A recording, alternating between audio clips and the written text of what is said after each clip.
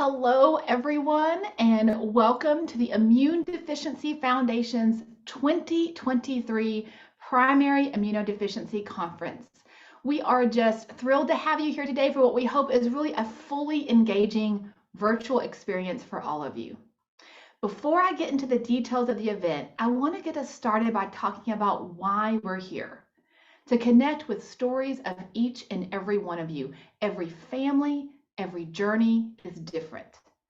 And today we're going to meet one mom who is telling the world about what the PI struggle entails, but also celebrating all the small victories. Kyla Thompson is a Canadian medical mom, content creator, and former educator. Her 9-year-old daughter, Bella, you might know her as Bella Brave on TikTok and Instagram, has severe combined immunodeficiency, SCID, along with several other ultra-rare diagnoses. Kyla launched the Bella Brave social media platforms with the goal of inspiring others to find joy, even in the hardest of times. Kyla and her husband, along with Bella, and her 4-year-old brother make their home in Toronto and are learning together how to survive, thrive, and share their journey with the world.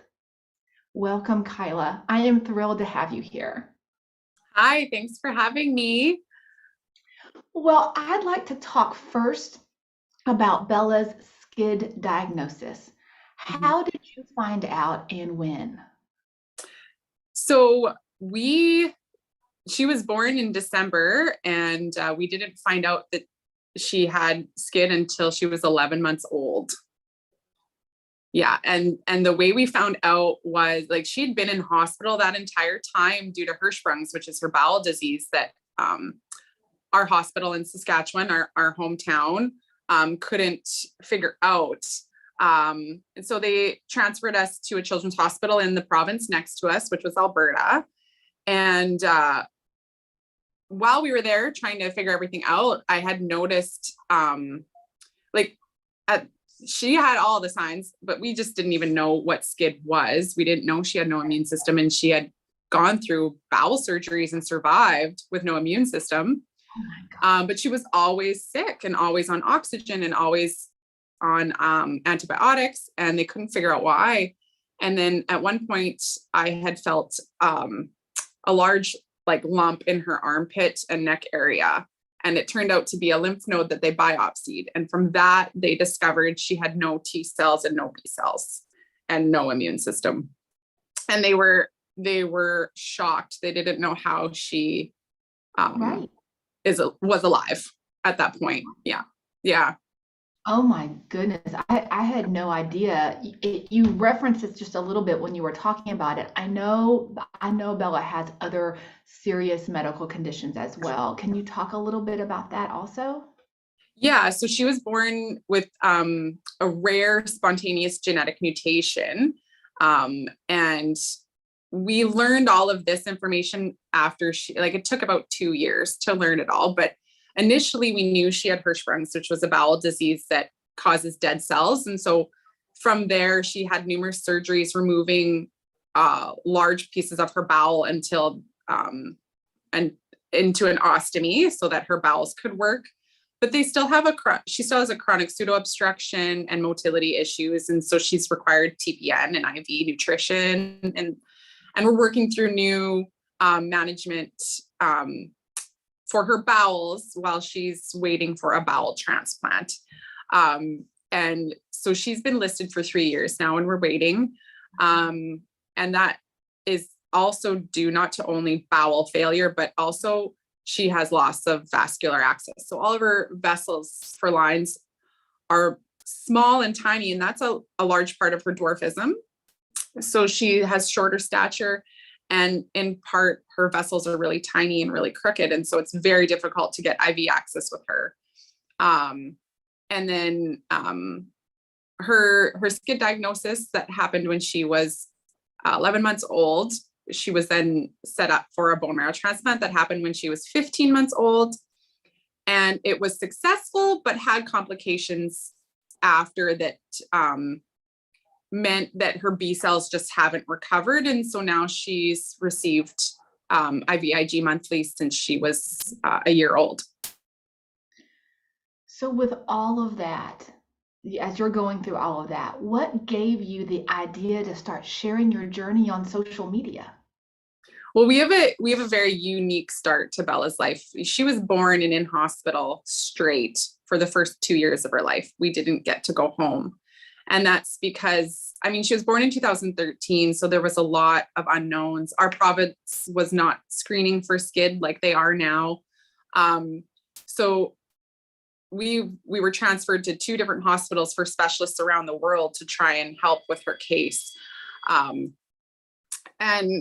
And so I'm just drawing a blank on your question again. Sorry. Oh, just what made you decide to start sharing your journey on social media?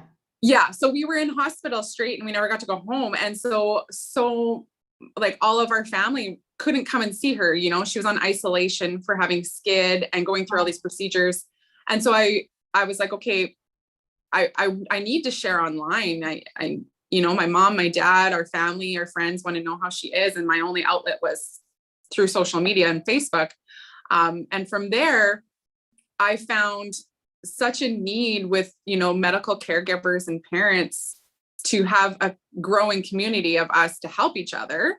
And I think just being real, being authentic, I didn't start our social media as, I just started it as like a diary. You know, I started with a blog and I just wanted people to understand because no one was ever going to see what we were going through living in hospital. And they're out there. So many people don't understand. And the only way was to show and share through my writing. And I found that grew because people started to understand and be interested in our story, not only to help themselves or people they knew.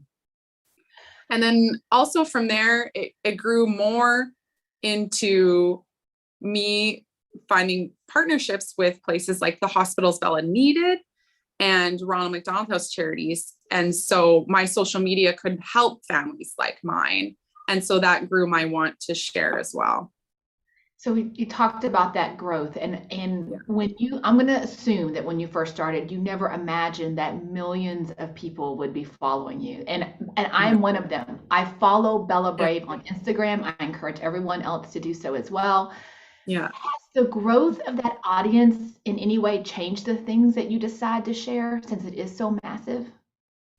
In tiny ways, I've always wanted to share primarily because my daughter, when she got out of hospital, went to school, started her own life, grew up, I wanted people to not bombard her with questions and overwhelm her with their misunderstandings.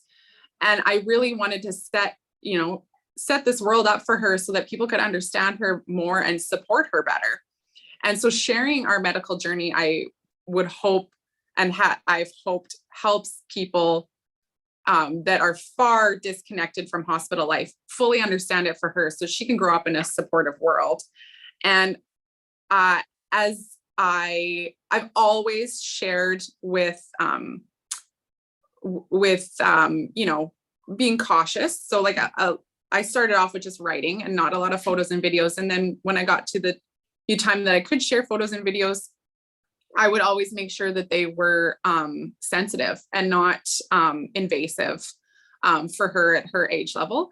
But also real so people can understand. Like I would also never try and, you know, set up a photo like it was my job. It would be like, no, if this feels right in the moment, I'll do it. If I have time, I'll do it. If I don't, I don't. And I think people really people can see that and they understand the reality of our life. And so that they understand how I share is really what's going on and how things are.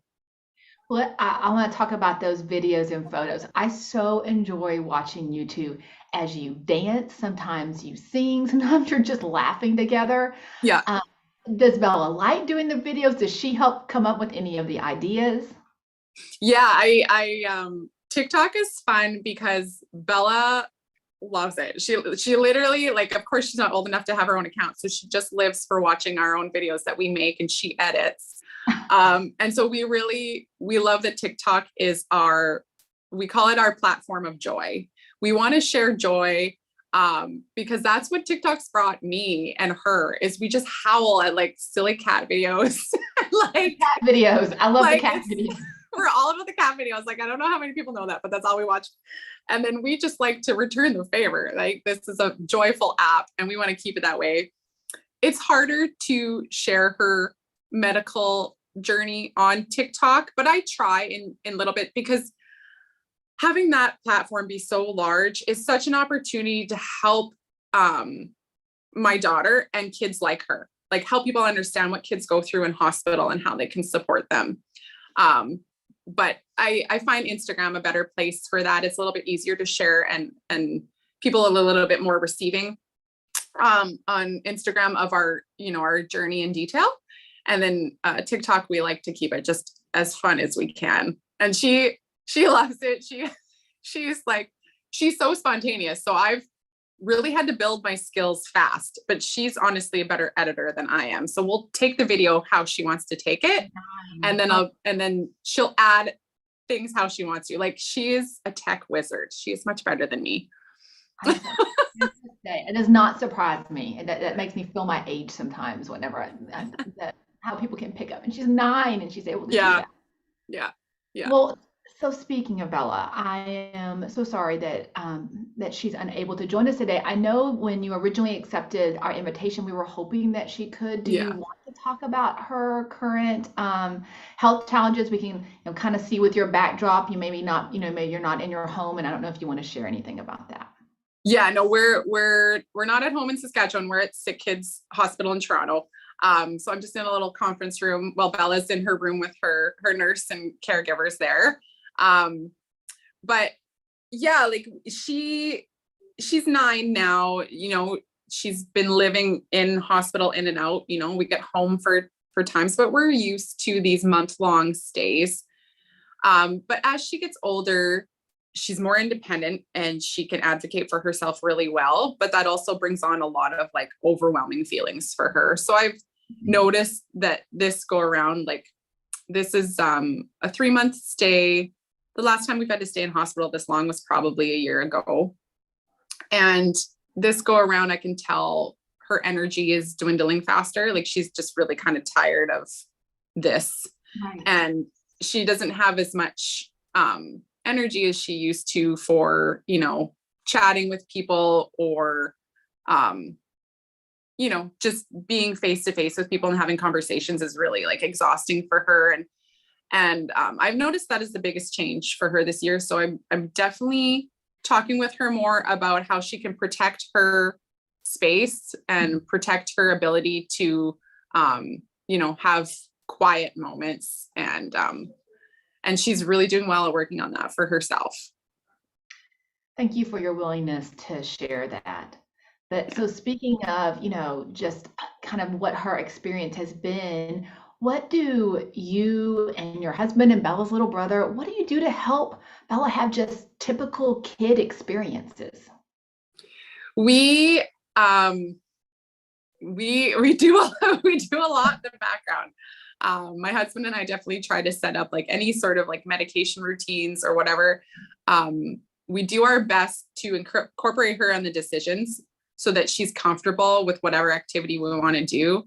And we try and set it up in the background so that she has the time to do that, and make it possible for her. We educate the people ahead of time that are interacting with her. Like whether we're going to a water park or we're going to, a show, we let them know, like, she doesn't get these opportunities very often. Let's make it the best for her. And then her friends back home and our family back home are amazing at just like, hey, do you want to come over for a play date? Or the rare chance we can set up a sleepover. They're so comfortable with catering to like her medical needs. And we just have a great support system that helps us with that. And my son, he's very inquisitive. He questions a lot and he remembers a lot. He's so smart for being 4. And he always tells Bella that he loves her. And he has the sweetest heart for her. Like, she could be like, don't talk to me. Right. Don't be around me. And he'll be like, I love you, Bella. He'll like walk Oh, away. that would melt me right there. That would Yeah. melt me right there. Yeah. Oh my So, gosh. So yeah. she's not. So you spent a decade learning how to be a fierce advocate for your daughter's needs. What have you learned in that process that you think might help others? I think the number one thing I've learned is like for the first couple of years of like extreme frustration and fear, I learned that you can't always like have a condition or have a medical issue that it's just going to go away. And that sometimes you have to accept that instead of making it go away or fixing it, you have to be okay with managing it. And that was a big, hard lesson for me to learn. I'm going to try not to cry because it's heavy on my heart, but It's okay. it's, I'll cry with you. I'm a silly woman. I'll cry with you. I have Kleenex, but it's a hard lesson to learn. And for those medical parents out there that have had to relearn it over and over, I hope that they just know that I understand. And if they ever want to reach out to me to just like get more, just to chat with someone who gets it, I'm completely open to that. And that's what I've needed in the past and has helped me manage my daughter's ongoing chronic conditions. Yeah. You have Sorry. no, there oh my gosh, please do not apologize. You have really talked about what I wanted to ask you next. You just led into it so beautifully and so authentically. At IDF, we talk a lot about this long journey to diagnosis. For depending on the type of PI condition you have, it can be a long journey. But Bella is, and you described it, is the perfect example of the fact that a diagnosis is just the first step of that journey. And I know that it is a near constant struggle to get the care you need to be able to do things that very likely others just take for granted. Um, what advice would you give to someone recently diagnosed to kind of help get them through that beyond what you've already shared? I would say what's helped me the most with that topic is putting a lot of trust into my daughter's specialists and Mhm. knowing that they are very thorough and diligent with going outside of their region to look for supports in other countries and other continents. They've been very, very diligent with that. And it's made me feel so relieved to know that my personal physicians and her personal physicians are looking everywhere that they possibly can to help her with her diagnosis. And if you can find a specialist like that, I'm sure there's lots out there because everyone that I've come in contact for my daughter has been that way. Just always, looking at her like a zebra and telling them, this she's not typical. Bella and I often use she uses zebra a lot, but we often use unicorn because Oh, she's one of a kind. Like she will present so many things physically herself right. that look great, but you look at her numbers, or her doctors and physicians will look at her numbers and be like, oh, this is not good or not normal. And they've learned over the years, like I've had to give patience to them understanding, okay, this is Bella's normal, this is what she Right. can handle, it's not typical. Yeah, and just trusting in them and help and like being patient with them for them to understand her differences with her rare conditions has been good. Yeah. I love the reference to, I love that she uses unicorn, and I definitely love that she also uses zebra. We know a lot about zebras here at IDF. Yeah. Yeah. Is there anything else that you want to make sure that we cover today? I think we covered a lot. I'm just really happy that, the more people understand Bella's medical journey. I know a skid for her is kind of put in the background now that, her bowels have just been so dominant with her current medical issues that we, you know, we are just so thankful to have the IDF community here for us. And kids like Bella. And that just means the world to us because there's still lots of obstacles and things we got to go through just with her and her, compromised immune system and primary immune deficiency. Kyla, I cannot tell you how amazing it has been, what a thrill it has been to actually get to meet you because I've been following both you and Bella on Instagram and just know how much I appreciate you taking the time to speak with us today, especially with everything as you described that is going on right now in the here and now with Bella. But also I want to thank you for spreading the word to so many. The impact you're having really is beyond measure. I think I mentioned that before we even went live and told you that I was going to say it again and that I meant it. And thank you for helping us to kick off the 2023 PI conference in style. We are so grateful. Thank you. Yes, no problem. Thanks and take care. Take care. Okay, now a bit of housekeeping before that's kind of a hard act to follow, but before we let you go and enjoy the rest of the conference, do stay with me just for a few announcements. First, I'd really like to thank our sponsors and exhibitors. Takeda, CSL Behring, Grifols, Horizon, Octapharma, X4 Pharmaceuticals, Accredo, ADMA Biologics, Chiesi, Global Rare Diseases, Enzavant Therapeutics, Ethical Factor, Kedrion Biopharma, and Farming Healthcare. We really simply could not have put on this event at no charge to attendees without sponsor support. So please make sure to visit our exhibitors and our sponsors in the breaks between the sessions today and tomorrow, and you can access them by clicking the Expo tab at the top of the page. In addition to our sponsors, there's also several partner organizations who have generously included valuable resources to share with our attendees. Just a few more announcements. I hope that before you joined our opening keynote with Kyla today, that you had a chance to participate in the instant networking. It was from 11 a.m. to noon Eastern time. It's a bit of virtual speed dating that allows you to meet and get to know other attendees in 5-minute sessions. The instant networking will be open again tomorrow for an hour at 11 a.m. Eastern time. And at any time during the conference, you can join in topical discussions. All of that, in addition to the PI Conference Challenge, can be found in the Community tab at the top of the page. Okay, stay with me, just a little more information that you need.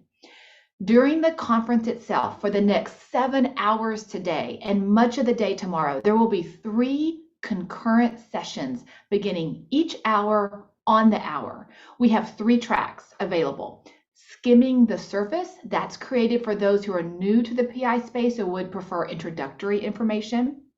Deep dive, that's for those who want to learn more kind of about in-depth topics. And then rare of the rare, that's built just for those who are looking for information about particular diagnoses. If you signed up for one of these tracks, you will see that your agenda is already pre-populated with sessions, but please know that you can change them at any time by customizing your own agenda. And if you miss a session and would like to watch it later, or if you're like me and there are 2 sessions at the same time that you want to watch, sessions will be available on demand about an hour after each one ends. If you have any questions at all about where to find something or someone, head to the Home Page tab and click on the Help Desk. IDF will be there throughout the conference to answer any questions that you might have. My hope is that you find this conference informative and engaging. Our theme this year is navigating the primary immunodeficiency journey. It's the culmination of feedback we've received from many of you. While we talk about shortening the time to diagnosis, we know having a diagnosis, as we said, is only one step along the journey. Finding the right clinician, navigating treatment options, and managing your mental and physical health is a lifelong commitment. Please know that for the team at IDF, it is our absolute honor to join you on that journey. Thank you for bearing with me through these announcements. And with that, go enjoy the conference and let's make it a great one. Thank you all.